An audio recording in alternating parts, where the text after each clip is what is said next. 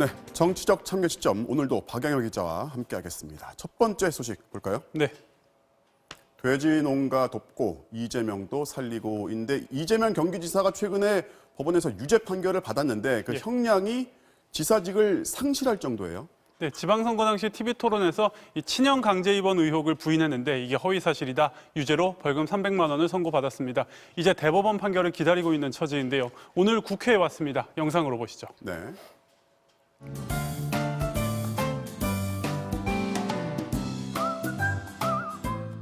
동족 살상을 더 이상 방치할 수 없어서 경기도 공무원들에게 격려의 박수를 좀 보내주시기 바랍니다. 돼지 농가도 도와주고 돼지 종족도 살리고 네, 오늘 돼지 종족 많이 살립니다. 이해찬 대표님이 말씀하신 것처럼 돼지고기 많이 드셔주셨으면 정말로 고맙겠습니다. 대표님은 박수 한번 안 하세요? 뭐 물론 이제 이번 행사가 이제 양돈 농가 살리자 이런 취지에서 의원들이 뭐 돼지 모자까지 쓰고 했는데 그런데 오늘 행사를 두고서 이재명 경기지사를 위한 자리다 이런 해석이 나오고 있어요. 네, 민주당 내에서 이재명 지사는 비문으로 분류가 되는데요. 최근 보시면 친문 핵심 의원들, 핵심 인사들 그러니까 양전철 민주연구원장, 김경수 경남도지사 또 전해철 의원까지 잇따라 만났습니다. 특히 전해철 의원은 경기도지사 경선 때 서로 맞붙었던 사이, 좀 껄끄러울 수 있는 사이인데요. 최근 이재명 지사를 선처해달라는 탄원서까지 대법원에 냈습니다. 오늘 보셨다시피 이해찬 대표도 만났고요. 민주당이 이재명 구하기에 나섰다, 이재명 감싸기에 나섰다 이런 말들이 나오는데 당사자인 이재명 지사 얘기 들어보시죠. 네. 문재인 정부가 반드시 성공해야 된다라는 그런 사명 때문에 우리가 분열된 모습을 보여주는 것이 옳지 않다고 해서 사법 절차는 사법 절차이고 제가 뭐 죽은 것도 아닌데 구할 필요는 없을 것 같고요. 네, 최근 이재명 지사가 친문 핵심 인사들을 만났을 때 건배 구호가 원팀이었다고 합니다. 뭐 야당 보수 진영 일각에서는 대법원 선고를 앞둔 이재명 지사와 이 여권 핵심 인사들의 교감을 좀 곱지 않은 시선으로 지켜보고 있습니다. 네, 다음 소식 보겠습니다. 원유철은 안 됩니다. 보수 통합 삐걱인데 오늘 취재진 카메라에 그 문자 메시지 하나가 포착이 됐는데 이것 때문에 보수 진영이 시끄러웠어요. 네, 한국당 권성동 의원이 황교안 대표에게 보낸 문자인데요.